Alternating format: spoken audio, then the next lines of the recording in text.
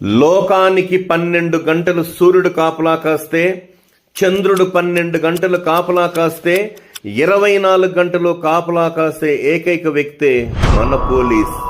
కొలిమి నిప్పుల మరిగి సమ్మెట దెబ్బలు తగిలి ఉద్భవించిన ఉక్కు ఖనిజం మన పోలీస్.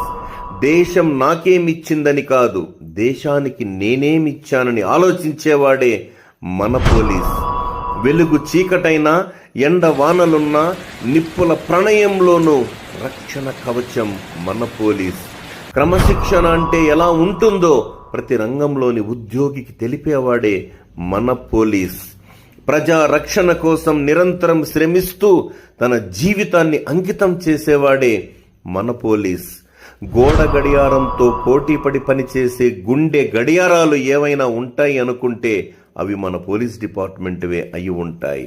పవిత్రానాయ సాధూనాం వినాశాయ చతుష్కృతాం ధర్మ సంస్థాపనార్థాయ సంభవామి యుగే యుగే.